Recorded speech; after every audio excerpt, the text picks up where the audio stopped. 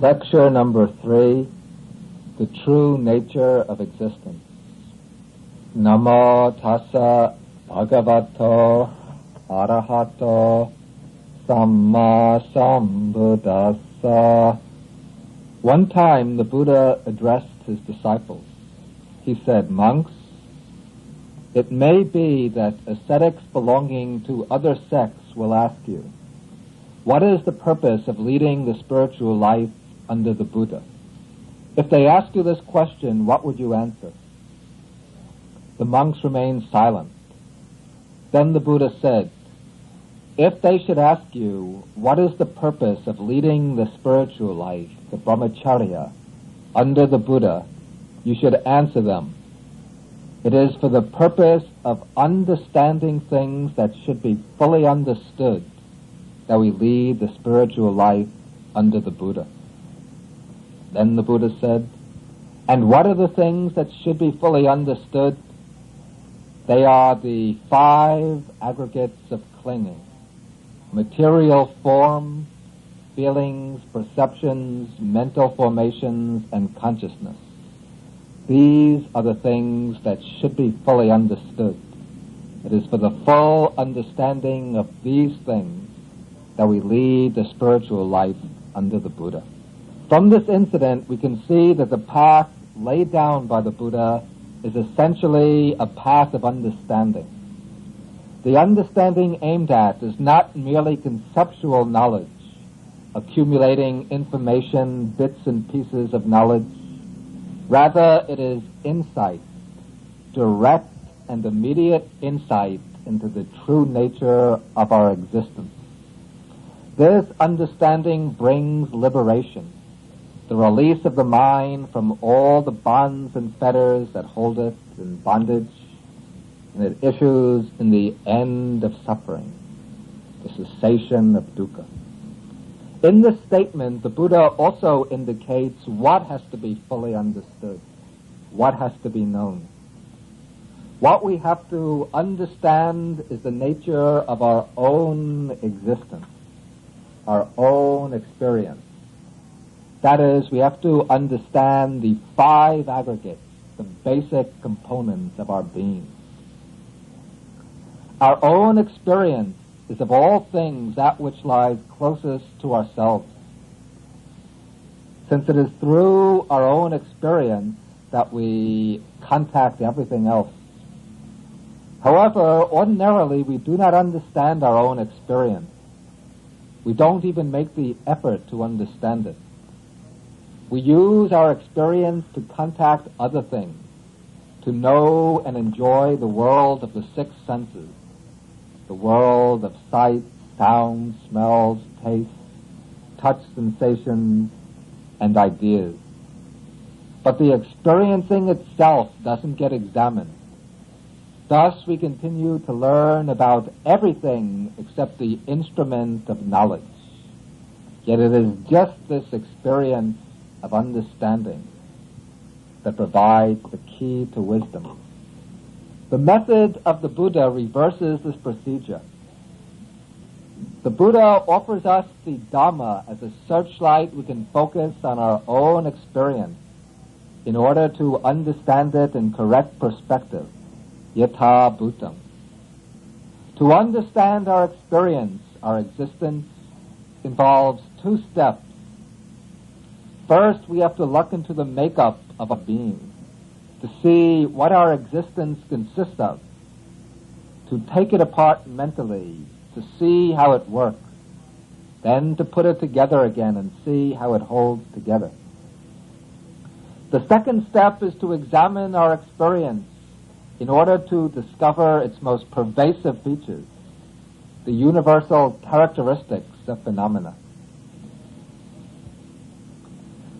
We'll take these 2 steps in turn.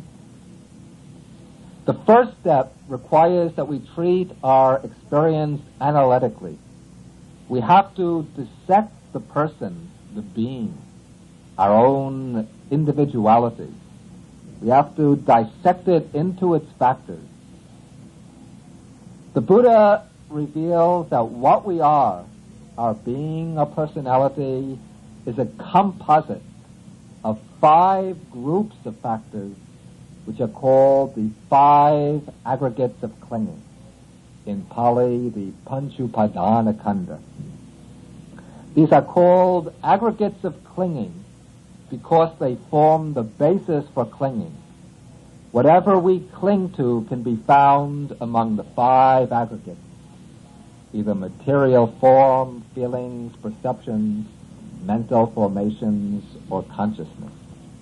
These 5 function together as the instrument for our experience of the world. We cling to them as the instrument of experience in this life.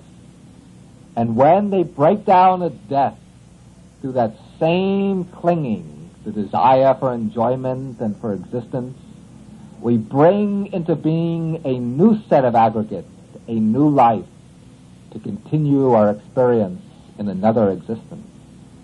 Thus we build up one set of aggregates after another, life after life, and in that way we accumulate dukkha, the suffering of the round of samsara. The Buddha says that the 5 aggregates are to be fully understood. That is the truth of dukkha, the first noble truth. And the first noble truth, the function with regard to that truth, is to fully understand it. To bring suffering to an end, to win the freedom, the peace, the happiness of deliverance, we have to turn our attention around and see into the nature of the 5 aggregates. The 5 aggregates are our burden, but at the same time they provide us with the indispensable soil of wisdom. In the last talk, we explained the 5 aggregates in a general way. This time we're going to examine them in greater detail. Our treatment will be largely analytical, but throughout it should be remembered that Buddhism pursues analysis, not for its own sake, not in order to accumulate data and information, but rather to lay bare the nature of our existence as a preliminary to direct insight. The term aggregate, in Pali kanda, means a collection, a heap of factors. Each of the 5 aggregates is called a kanda because each includes under itself many factors. A kanda is a category or a classification containing a whole set of phenomena that share a common characteristic. Between them, the 5 aggregates exhaust our psychophysical existence. Any event, any occurrence, any element in the mind-body process can be put into one of the 5 aggregates. There is nothing in the whole experiential process that lies outside the 5 aggregates. The first aggregate is the aggregate of material form, the rupa kanda. This aggregate includes all the material factors of existence, every type of material phenomena. Most important, of course, is the body, the physical organism through which we experience the world.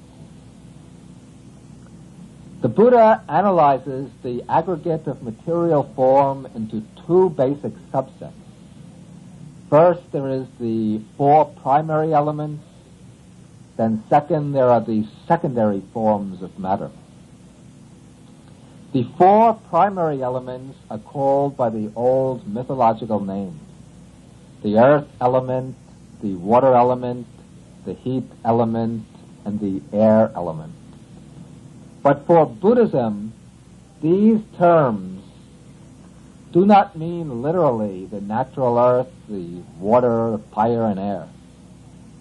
Rather, they symbolize 4 behavioral properties of matter, properties common to all material phenomena, properties that every material body exhibits. The earth element is the property of extension. the property by which a material body occupies space, has some degree of hardness or softness, resists pressure, and excludes other bodies from occupying the same space. The water element represents the property of cohesion. Because of this water element, material particles bind together and adhere to one another. The heat element is straightforward. This is the principle of heat by which all material phenomena possess some degree of heat. Even when a particular substance feels cold to us, that is only because it contains less heat than our own body. But every material body possesses some degree of heat, some amount of the heat element. Then the air element is the principle of oscillation, by reason of which all material particles are in a state of vibration. By reason of this, material bodies can exhibit motion. Now, all material phenomena, as we said, possess these four elements to some degree. What distinguishes them is the proportion in which the primary elements are combined. We discriminate the types of matter on the basis of the dominant element. Thus we get solid bodies, liquids, gases, and forms of energy, depending on the proportions or the predominance of earth, water, heat, and air. But the four elements are present to some degree in every unit of matter. Besides the four primary elements, there are a number of secondary types of matter. Material forms which are derived from the primary. These are called upadarupa, or upadayarupa, derivative matter. The most important of these are the five sensory receptors, that is, the sensitive tissue of the five sense faculties, the eye, ear, nose, tongue, and body. The sensitive matter by reason of which the eye can receive light, the ear can receive sound, the nose smell, the tongue can receive taste, and the body can receive touch sensation. The first four sense data, that is, colors, sounds, smells, and tastes, those are also types of secondary matter. The touch sensations, those are provided by material form itself, by the primary elements themselves. Other types of secondary material form are the life faculty, the faculty which vitalizes the body and keeps it alive. Also included is the mental base, that is, the organs and nerve tissue which function as the supports for consciousness with its thought processes. Now, this one aggregate of material form comprises the entire material side of existence. The mental side is distributed among the other four aggregates. The mind for Buddhism is not a simple unity, but a complex cooperative activity involving four types of factors: feelings, perceptions, mental formations, and consciousness. First, we take the aggregate of feeling, the Vedana Khandha, the second of the five aggregates. Now, feeling is the mental factor that has the function of experiencing the flavor of the object, the affective quality of the object. There are three basic types of feeling: pleasant feeling, painful feeling, and neutral feeling. Feeling can further be subdivided by way of the sense faculty through which it originates.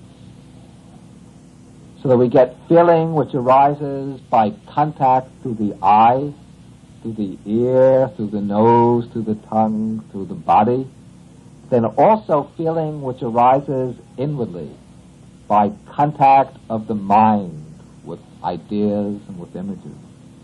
That is the aggregate of feeling.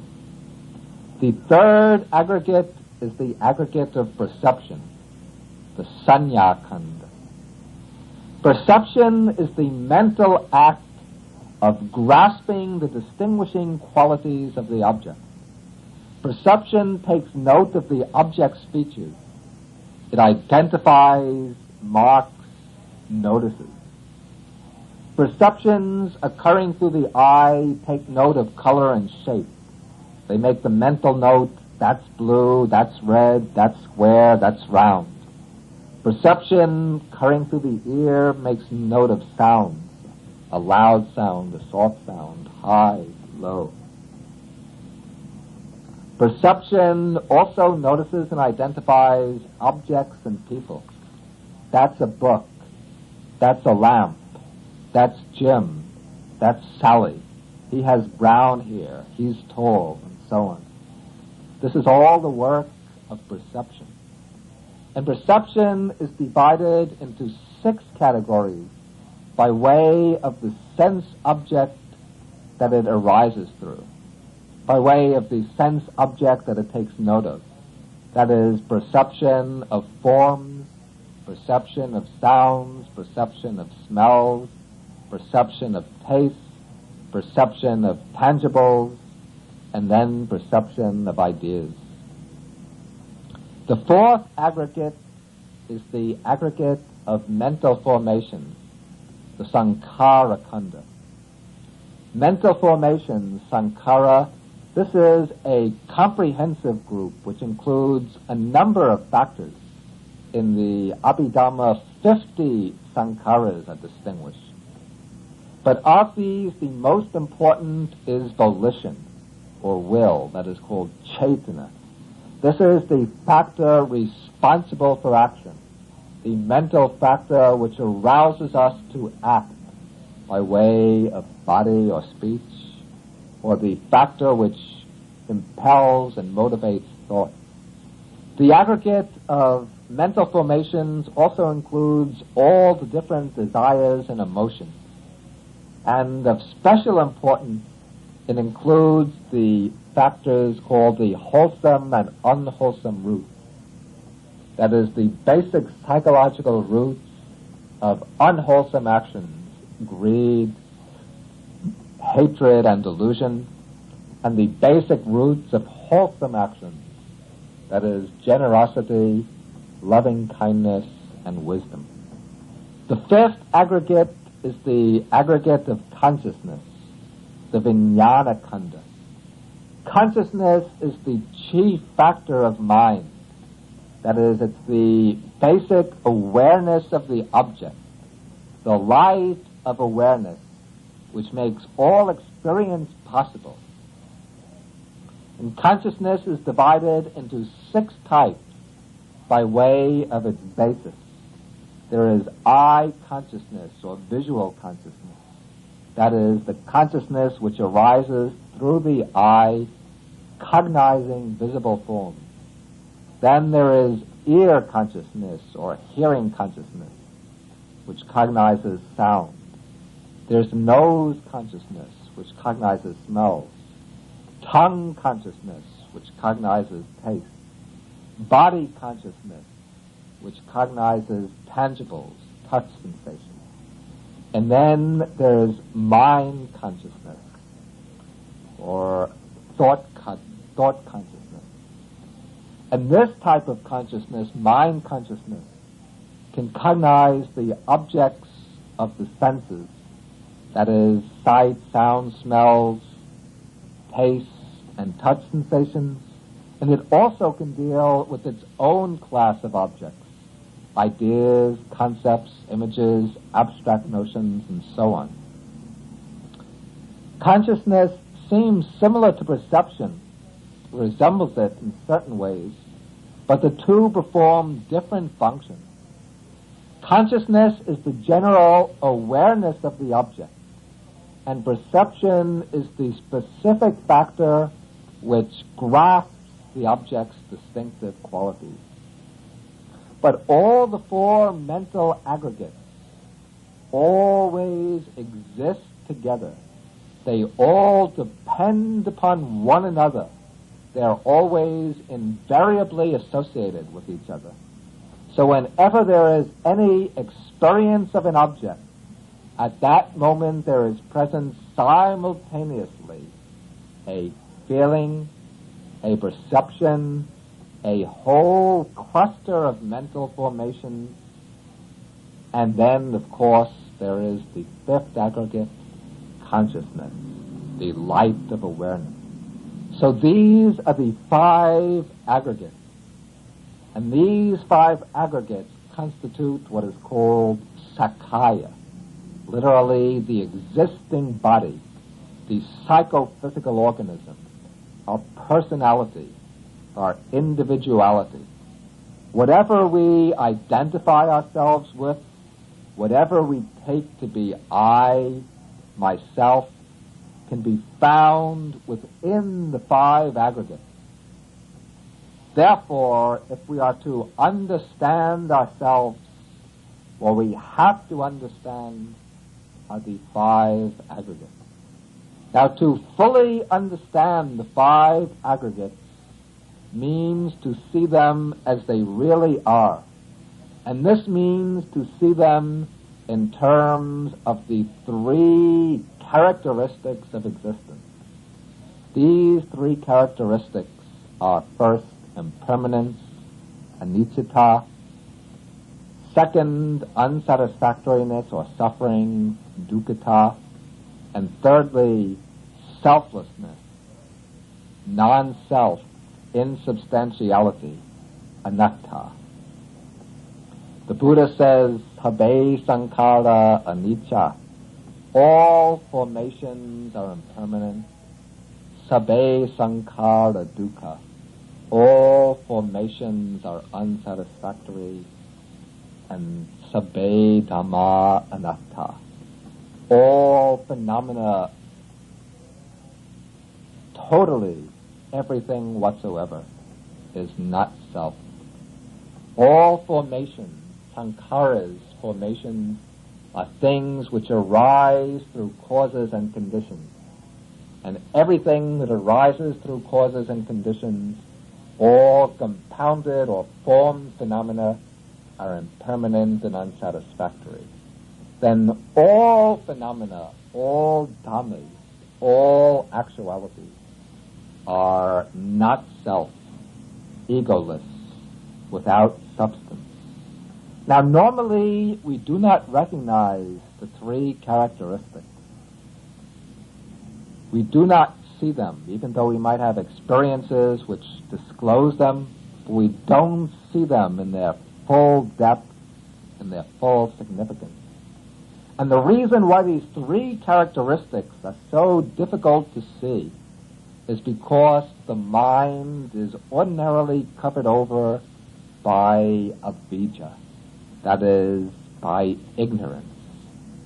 Ignorance is a specific mental factor which covers over our minds, which has been covering over the minds of all sentient beings through beginningless time. It covers the minds of everyone but the fully enlightened ones, the Buddhas and the Arahants. Now, ignorance functions in two ways, one negative, the other positive. On the negative side, ignorance simply obstructs us from seeing things as they are. It throws up clouds of mental darkness. It conceals the true nature of phenomena so that we ignore the real marks of things. But ignorance also has another function, a positive function. That is, it creates in the mind certain appearances, illusions, which are called in Pali vipalasas, literally perversions. These perversions infest the entire process of consciousness, So that instead of seeing things as they really are, we see them in ways which are quite the opposite of the way they really are. That is why they're called perversions. They turn everything we become aware of upside down. The perversions operate at three levels: the level of perception, the level of thought, and the level of understanding. First of all, we perceive things in a distorted way. Then, building upon these distorted perceptions, the mind thinks about the percepts in a distorted way. Then, weaving these distorted thoughts together into a picture of the world, we interpret our experience in a distorted way.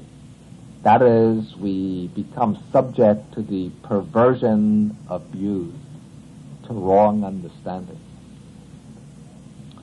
Now, the Buddha teaches that these four perversions, or we should say, the Buddha mentions four perversions which occur at each of these three levels.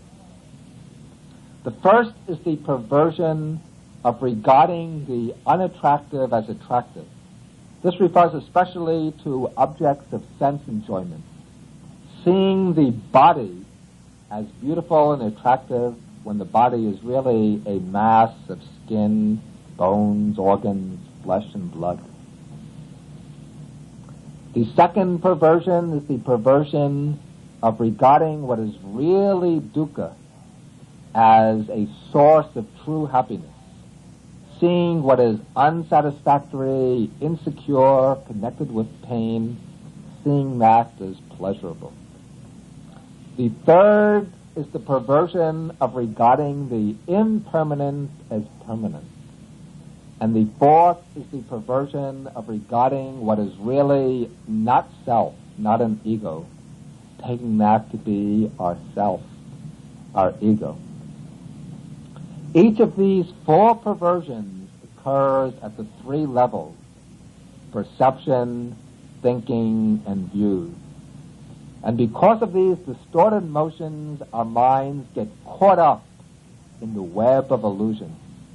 They give rise to craving, conceit, wrong views, and all the other defilements. And in that way, we become lost in dukkha, in suffering. The Buddha's teaching on the three universal marks of existence, impermanence, suffering, and selflessness, this gives us the remedy to clear away these delusions, the means to get free from suffering. The perversion of regarding the unattractive as attractive, this is limited to the body, and therefore its antidote, which is the meditation on the unattractive nature of the body, this is not really a universal characteristic, but is more limited in scope. The three universal characteristics are impermanence, suffering or unsatisfactoriness, and selflessness. And these three characteristics have to be understood in two stages. First, they have to be understood intellectually, by reflection, by examination. Then, when we've understood them intellectually, then we have to penetrate them by direct experience, through direct insight. Now, intellectual understanding should not be confused with insight, and it shouldn't be made a substitute for it. The value of intellectual understanding is preliminary. It serves as a preparation for insight, but eventually it has to give way to direct realization. And so when we explain these characteristics intellectually, we shouldn't make this a substitute for practice, but just use it as a guideline for understanding what has to be seen through the actual practice of insight meditation. Now we'll take these three characteristics in turn. The first characteristic is anicca, impermanence. This is the root characteristic in the Buddha's teaching. the characteristic which is the most fundamental, the one which forms a basis for the other two. Because of the characteristic of impermanence, as we'll see, that things become unsatisfactory and become egoless. The mark of impermanence has two aspects. One is gross, the other is subtle. The gross mark of impermanence is fairly evident, and we only have to attend to it in order for it to become clear. The teaching on gross impermanence makes it known that everything that arises must at some time pass away, that whatever comes into being must eventually pass out of being, that whatever is put together sometime comes apart. This is evident in the cosmic process, in the course of history, and in the course of our own life. The Buddha teaches that the cosmic process goes through 4 stages of development. Every world system goes through 4 stages. First, it emerges from a state of undifferentiated matter. Then it evolves to a point of maximum differentiation. Then, thirdly, it begins to disintegrate. And fourthly, it goes to a stage of total disintegration, total destruction. Then, after some time, the process repeats itself over and over. In that way, every world system arises, evolves, and passes away. In history, we find the same pattern again.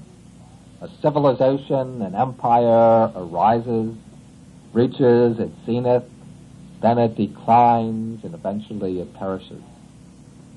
In some suttas, the Buddha sometimes describes ancient empires of the distant past, even long before his own time. He describes their capital cities, their rulers, their courts, their ministers, their populations. He shows them in all their glory, and then he points out that all of this has passed away. Then he draws the inevitable conclusion that all formations are impermanent, unstable, comfortless. It's enough to turn away from them, to become detached from them, enough to get free from them. In our own life also, we can see the mark of impermanence. We are born and grow up. Then when growth reaches its maximum, it's followed by aging, decay, and death. And nothing in life is absolutely reliable. Our fortunes change, our interests, our characters, our relationships evolve and dissolve. Whatever built up comes apart. Whatever we gain eventually has to be lost, and the whole process of life eventually ends in death. That is the gross or coarse feature of impermanence. The subtle mark of impermanence is more difficult to grasp. This indicates not merely that everything produced eventually perishes, but that all being itself is really a process of becoming. It points out that there are no static entities persisting unchanged, but only dynamic processes which appear to us to be stable and static simply because our perception is not sharp enough to detect the changes. The things themselves are constantly undergoing change, just as a waterfall is always changing, but from a distance it seems solid because our perception can't pick up the flow of water. According to the Buddha, all formations, all momentary happenings, thing events, go through 3 stages. There are 3 sub-moments. There is a moment of arising, finally a moment of perishing, and between the two there is a moment called titassa anyatattang. That is the transformation of that which endures. And this intermediate mark, this means that even in the brief moment when a thing exists, it isn't static but changing, a process, a flux of becoming. The stable entities that we see, conceive, and deal with, these are really bundles of events, packages of momentary flashing, strung together by our perception into a mass in order to enable us to deal with the world, to get along in the world. Now, the Buddha's teaching on radical impermanence applies to all conditional things, all formations without exception. But it applies especially to our own personality, to the complex of the five aggregates.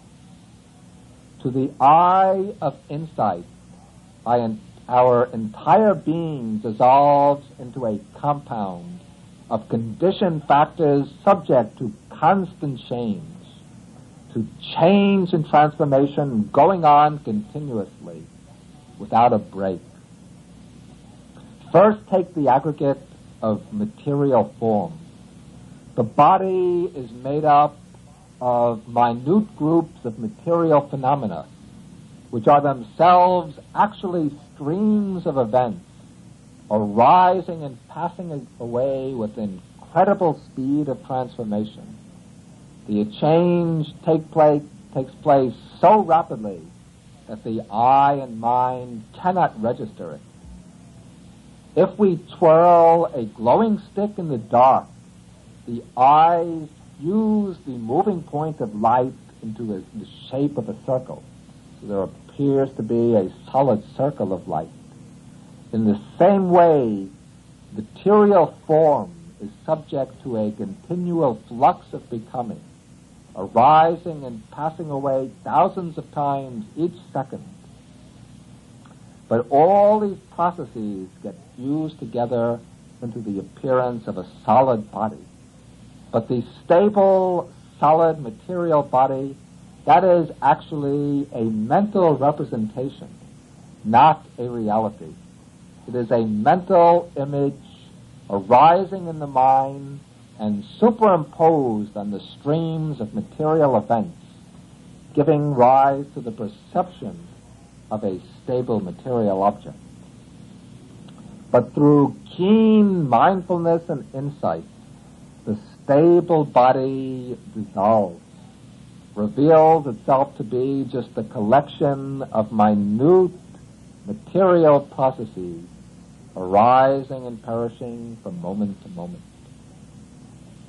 The same process of change applies to the mind.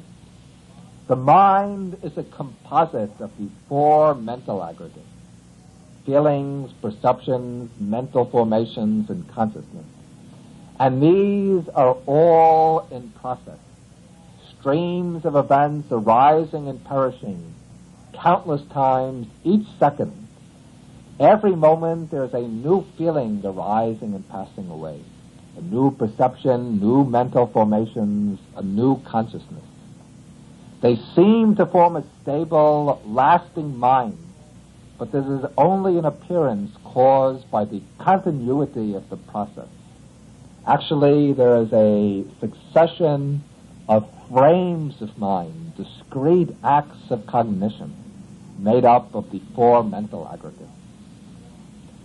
The processes exhibit the same structures, similar patterns, so there appears to be the lasting mind. But beneath the outer cover-up patterns, the factors themselves are always changing, arising and dissolving. If we pay careful attention to the mental process, we see the rise and fall of mental events. Attention to the rise and fall breaks up the appearance of continuity, reveals the differences between events, and the discrete nature of the mental factors. And that way we get to discover the subtle mark of impermanence, of anicca. The second characteristic of existence is dukkha. In our last talk, we explained that dukkha means both felt pain and suffering, and also the general unsatisfactoriness of conditioned existence.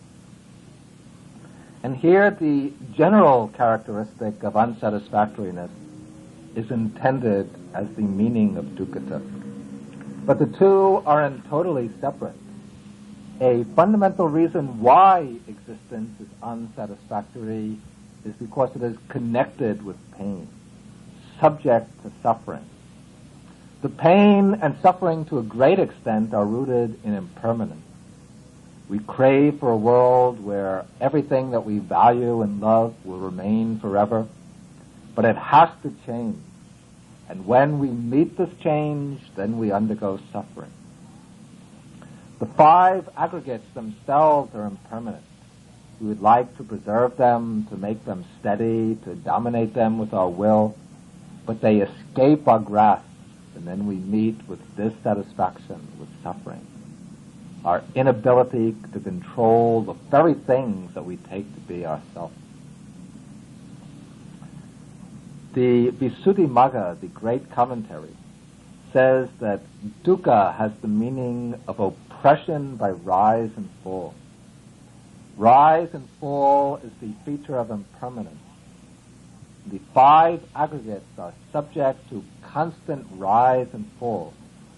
And when we contrast this rise and fall with our desire for peace, for stability, then the rise and fall of the process seems oppressive.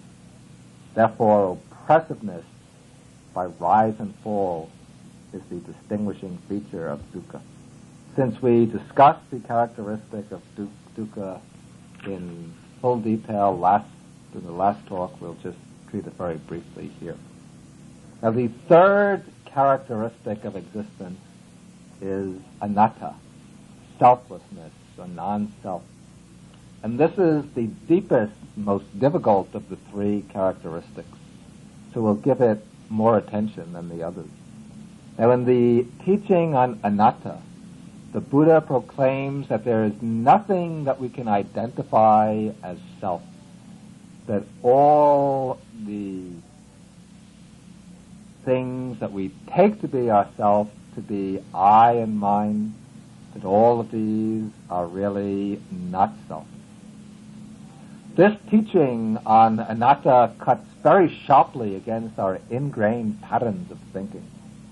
Almost all of our thoughts, all our activities, all our concerns center around the ideas of I, mine, myself.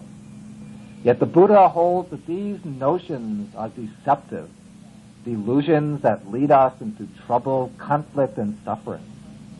And he teaches further that in order to get free from dukkha in all of its forms, we have to break out of the clinging to the idea of self. And the only way to do that is to penetrate the mark of selflessness, anatta, to see with insight the selfless nature of all phenomena. The teaching on anatta can easily be misunderstood. To see the exact meaning of the teaching, we have to discriminate between what the teaching denies and what it doesn't deny. We can approach this discrimination by distinguishing the different meanings of the word self. The word anatta means literally not self. So what is the self that's denied in the teaching of anatta? The word self can be used in three senses. Firstly, it can be used with a reflexive meaning, as when we speak of myself, yourself, oneself. And the Buddha accepts this use of the word self. He says you have to train yourself, one must purify oneself, you have to make the effort yourself, and so on. That's a perfectly legitimate use of the word self. A second use is to refer to one's own person, to refer to the compound of body and mind. Here the word self or I is a shorthand device. It's used to refer easily and economically to what is really a complex process. And this sense of the word self is also acceptable in Buddhism. We use it to distinguish different people. The third sense of self is that of a substantial ego entity, a lasting subject existing at the core of a complex process. And this sense of the word self is also acceptable in Buddhism. We use it to distinguish different people. The third sense of self is that of a substantial ego entity, a lasting subject existing at the core of the psychophysical personality. And it is with the idea of selfhood in this sense that the Buddha's teaching is concerned. The reason is that it is this assumption of an ego self that gets us trapped in suffering. And now the teaching on anatta doesn't deny the existence of the person, the individual, taken as the psychophysical complex. What it denies is that the person exists as a self, as a lasting, simple ego entity. The person exists, but the person is anatta, not self, not ego. The person or the individual is a complex of the five aggregates. And to say that the person exists is to say that this unified composite of the five aggregates exists. To say that the person is anatta, without self, without ego, is to say that the five aggregates cannot be identified as a self and do not contain a self. That no inner nucleus of selfhood can be found within or behind the personality made up of the five aggregates. The teaching of anatta is the most radical doctrine of the Buddha, the doctrine which cuts across all our habits of thinking and conceiving. For we usually see ourselves to be a self.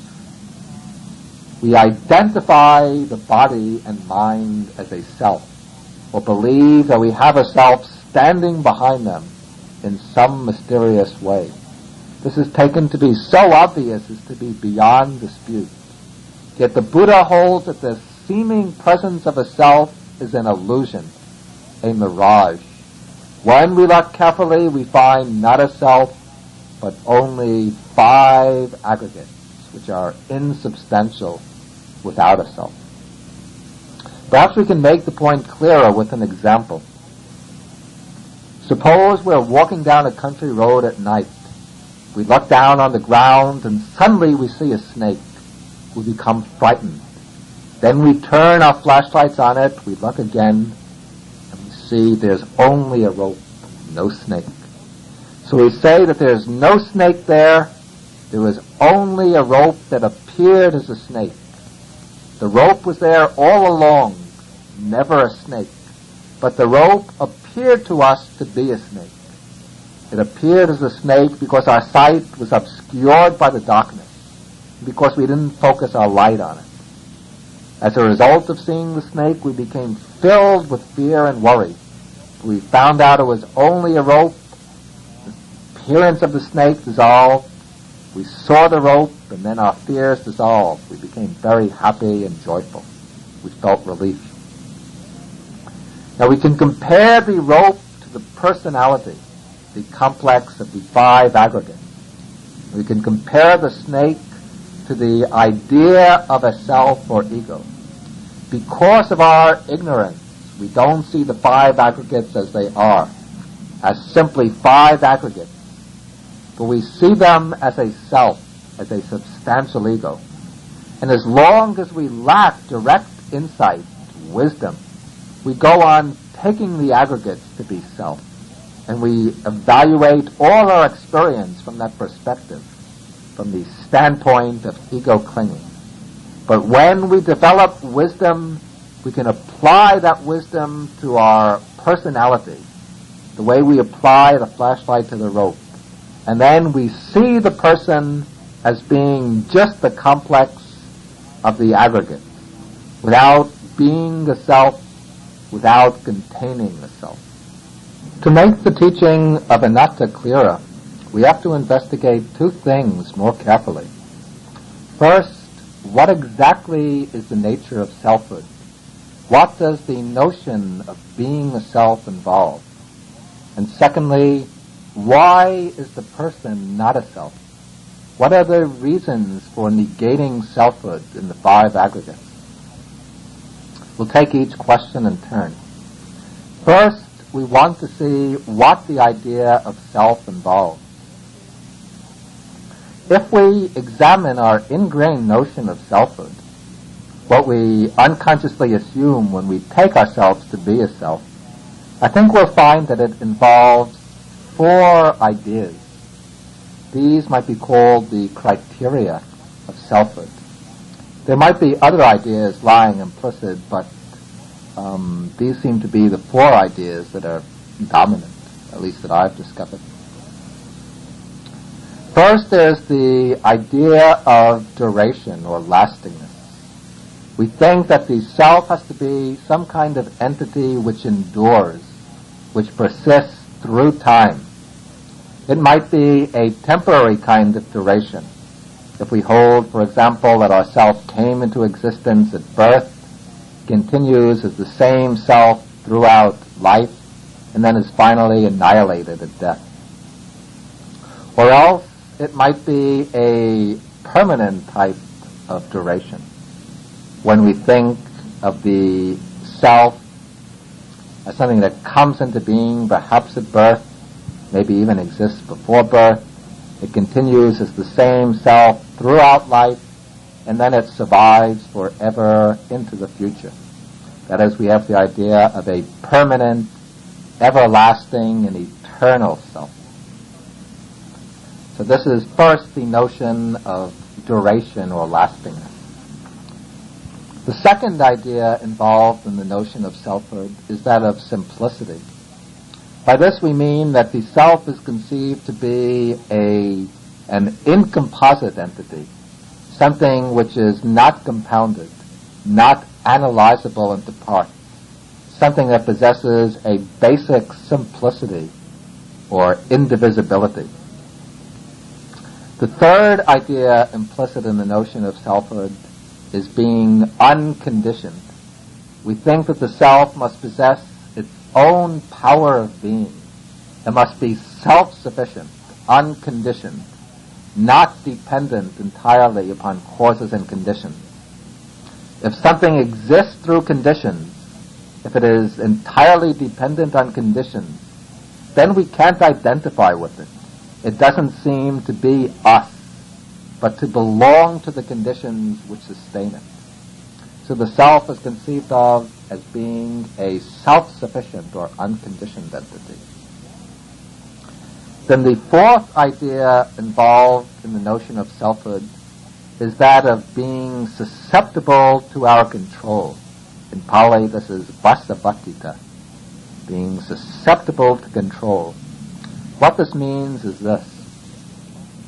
If something really belongs to us in our essence, if we consist in this, then if it can be identified as ourself, then we should be able to exercise mastery over it, to control it, so that wherever we determine it should be, it would follow our determination.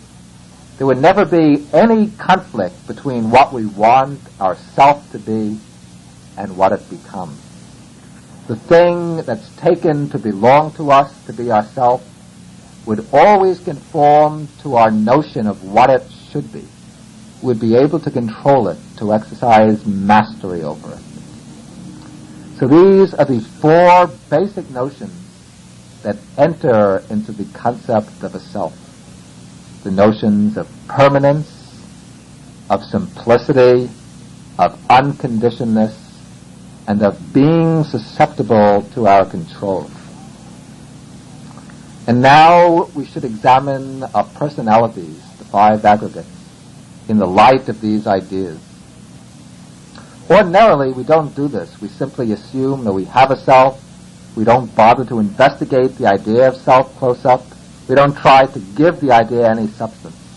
And thus the idea of self remains as a kind of specter, a phantom lurking behind our experience and our actions, something very vague and undefined. But for a thinker, for one seeking truth, this ambiguous view of self isn't sufficient. If there is a self, we have to try to pin it down, to define it, to find what it is. And when we try to conceive a self, to give it some content, it has to be conceived in relation to what is directly experienced. That is, the body and mind, the five aggregates. If the idea of self is to have any meaning, any content, it has to be set in relation to the body, the feelings, the perceptions, the formations of mind and consciousness. Without positing any relation between the two, then it becomes just a word, a completely empty notion. Now, when we try to posit the self in relation to the five aggregates, a number of relations are possible, but these can all be reduced to two, either identity or difference. That is, when we conceive ourselves to be a self, we must do so either by identifying the self with some aspect of the body-mind complex, or else by distinguishing the self from the body-mind complex. In the second case, the self is seen as distinct from the five aggregates of body and mind, either inside the body and mind, behind them, or their invisible owner. Now let's examine each of these two positions in turn, starting with the first one, the position which asserts identity between the self and the aggregates, which regard the aggregates as the self. Then we'll deal later with the other position. Now we can show that the aggregates are not self by viewing them in the light of the four ideas we just laid down as implied by the concept of self: permanence, simplicity, unconditionedness, and being subject to control. First, the self is taken to be a lasting, enduring entity. But the five aggregates, as we saw, are all impermanent. The bodily form is a mass of vibrations, a current of material groups, always arising and passing away. The mind also is a series of momentary occasions of awareness, feeling, perceiving, willing, and being conscious, also constantly arising and passing away. And there's no one behind the mental process watching it, a subject, an observer. There are just these momentary mental acts. The thoughts themselves are the thinkers. Usually we incline to identify the mind as self rather than the body, since the mind is conscious, and we think of the self as conscious. But the Buddha says that it's better to consider the body as self rather than the mind. The body at least has some apparent stability. It lasts at least to our awareness for some time. But when we examine the mental process, we see its factors changing even faster than the body. And since the five aggregates are impermanent, subject to rise and fall, they cannot be identified as self. Otherwise, it would follow that the self is arising and passing away. And so our self would become a succession of different selves, hardly the same continuous self that we take ourselves to be. The second aspect of the self-concept is simplicity, indivisibility. But when we examine the individual person, we find a complex whole, a compound of the five aggregates. We find a body, feelings, perceptions, mental formations, and consciousness. We don't find anything behind them, anything else. Each aggregate, each of the 5 aggregates, covers a multiplicity of elements. Usually, under the spell of ignorance, we grasp our experience as a whole. We grasp it as a single mass, and thus it appears to have some kind of solidity, to be a monolithic whole. But when we subject it to precise analysis, we find that this seemingly unified mass breaks down into a multitude of constituent parts. Every experience is just a complex or composite of the 5 aggregates. So what should we identify with self? The body? The body is a mass of cells, tissues, organs, skin, bones, and so on. So which of these is the self? Feeling? But feeling is of different kinds. Pleasant, painful, neutral.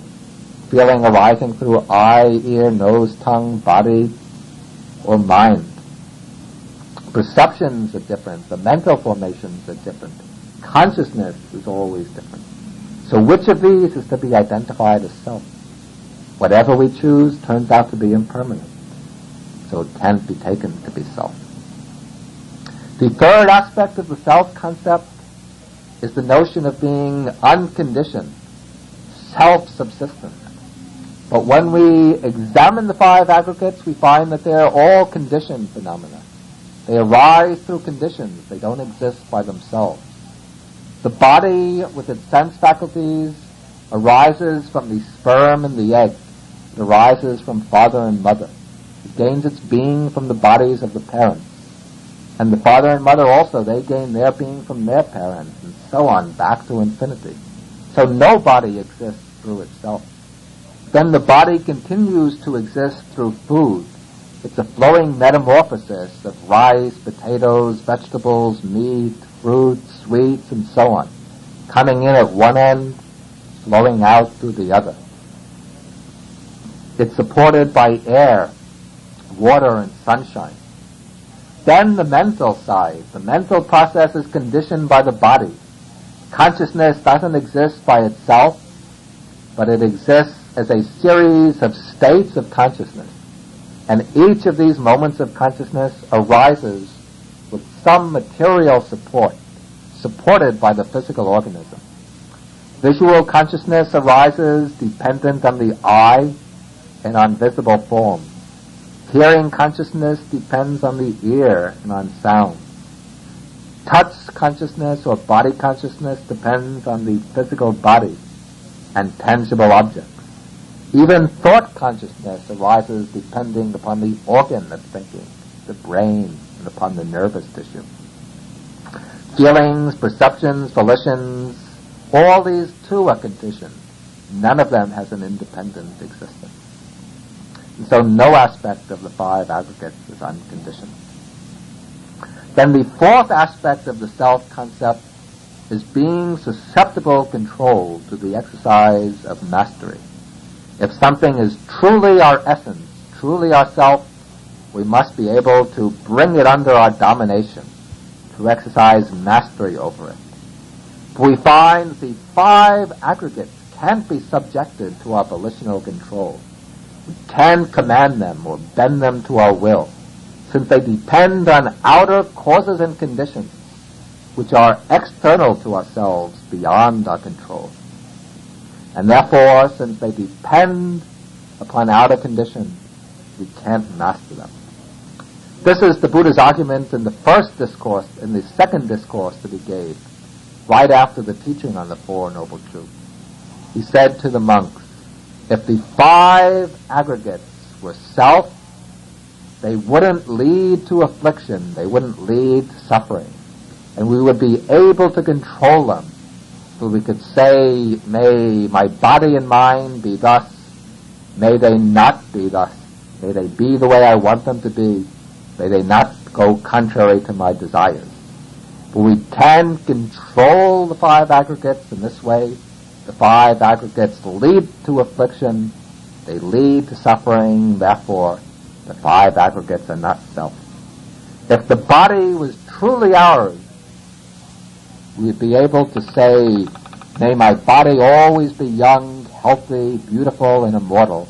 May it not become old, may it not become sick, may it not be ugly, may it not die. If the feelings were ours, we could say, may my feelings always be pleasant, never painful. May my perceptions always be agreeable, never disagreeable. May my volitions always be good and wholesome, never defiled and unwholesome. May my consciousness always be right, be bright and radiant, filled with knowledge and awareness. May it never be dull, defiled, sad, so on. Since we want only happiness and never suffering, if the five aggregates were self, they would always produce happiness for us and never lead to suffering. But again and again, they lead to suffering. We don't have control over them. Therefore, the five aggregates are not self. And that deals with the first position. The aggregates cannot be identified as a self because the self must be lasting, simple, unconditioned, and subject to mastery, whereas the five aggregates are impermanent, compounded, conditioned, and not subject to mastery. Now we take the second position. This position holds that there is a self distinct from the aggregates, contained within them or behind them. But if there does exist a self distinct from the aggregates, we should be able to find it, to point to it, to say, this is myself. But when we try to identify the self, to give the idea some content, whatever we come upon, whatever we grasp hold of, turns out to be one or another of the five aggregates, or some combination of them. Even the mind which is doing the searching, that is just a group of aggregates. A mind consciousness associated with feelings, perceptions, and volition. We can't find any self separate and distinct from the aggregates. This is like looking for a pit inside an onion. We open the onion and start looking for the pit. All we find is roll after roll of onion, without any core or pit on the inside. So looking for the self within the compound of mind and body, all we find are aggregates enclosing aggregates enclosing aggregates. We never hit upon any solid, substantial self. The notion of self turns out to be a void idea, an idea without content.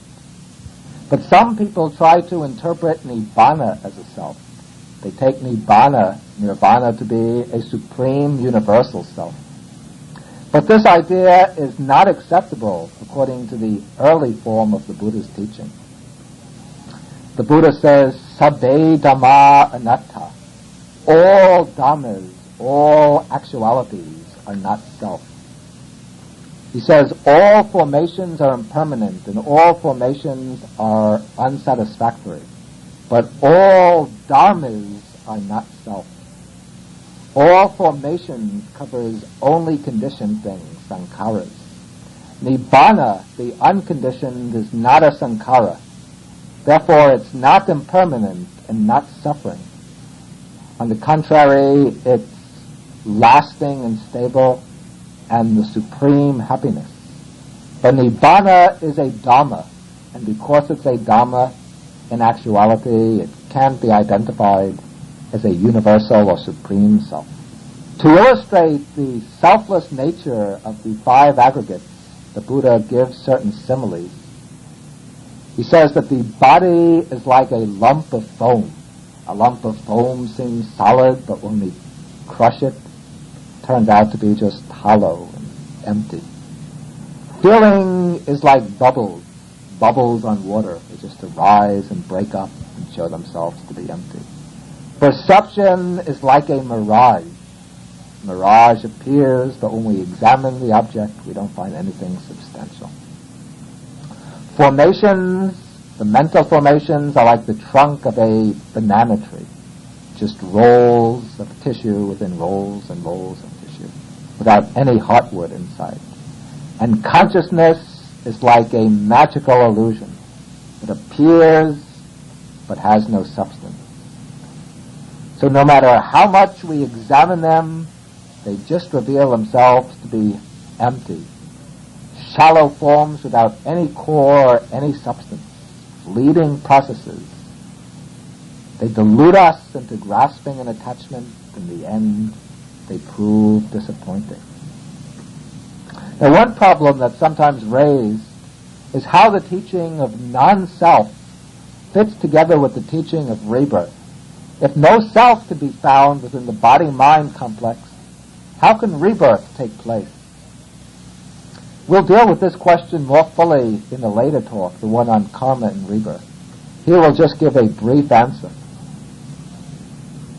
The positing of a self isn't needed to guarantee rebirth. In Buddhism, rebirth is understood as occurring through causal continuity. The body-mind process, even in this life, maintains its unity entirely through causal succession without any lasting self. Each moment of experience is connected with its predecessors and with its successors through a transmission of influence, through a causal succession.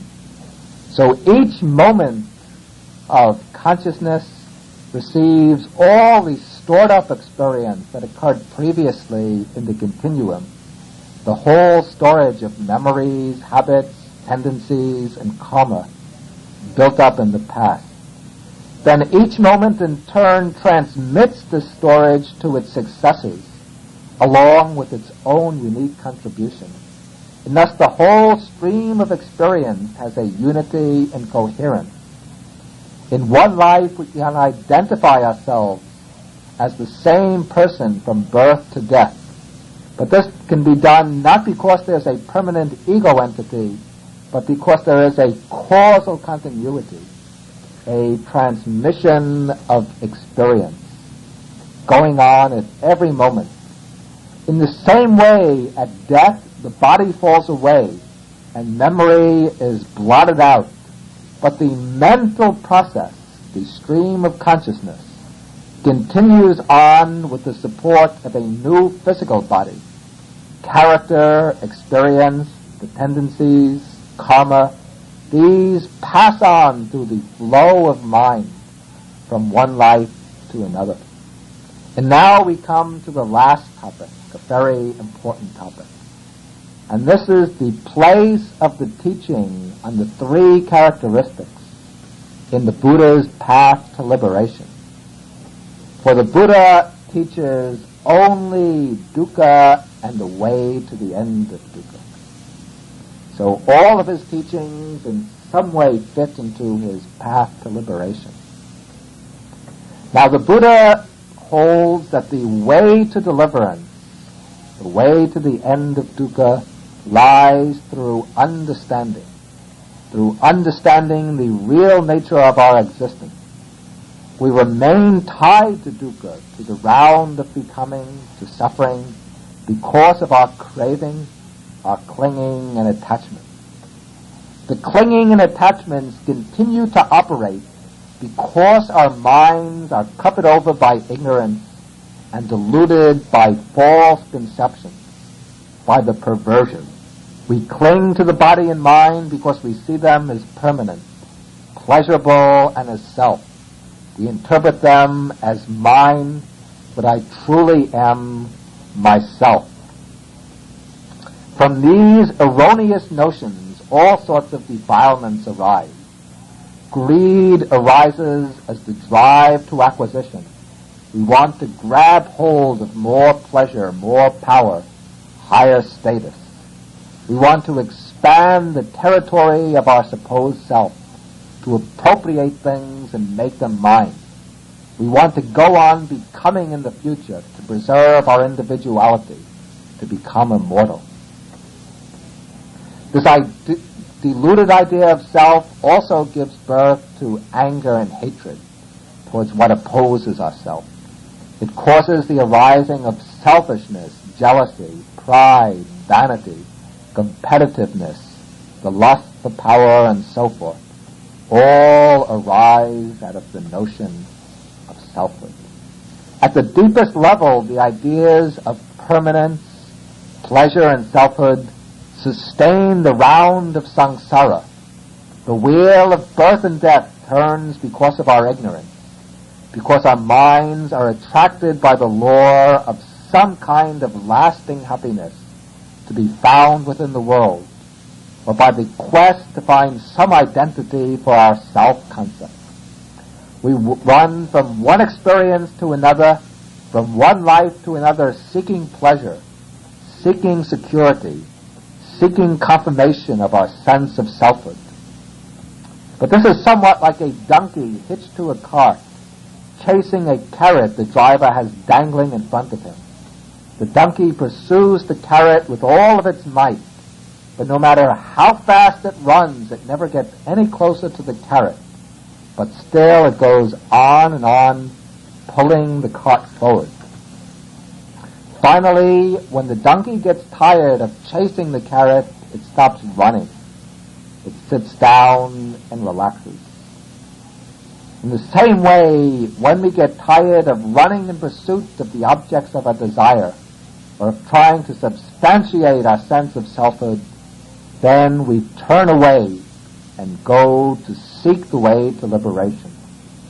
In that way to liberation, the Buddha points out, lies precisely in the realization of the three marks of existence: impermanence, unsatisfactoriness, and selflessness.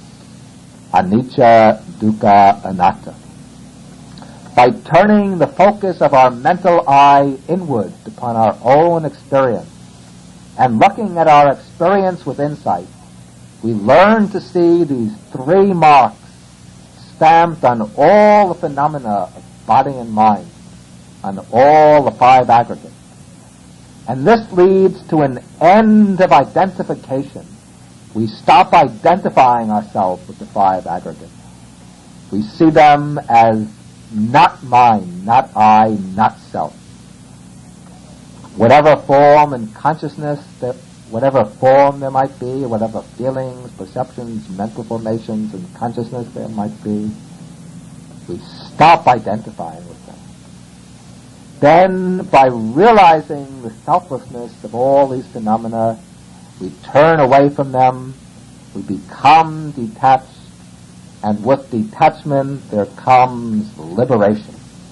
This is what the Buddha says in his second discourse on the mark of not self. He says that the meditator, the monk, sees the five aggregates: form, feelings, perceptions, the mental formations, and consciousness, as impermanent, subject to suffering, and is not self. And when he sees them thus, then he becomes disenchanted with them. He turns away from them. When he turns away from them, he becomes dispassionate towards them. And when he becomes dispassionate towards them, then he becomes liberated from them. And when he is liberated, there arises the knowledge of liberation. He knows destroyed is the round of rebirth. The holy life has been lived.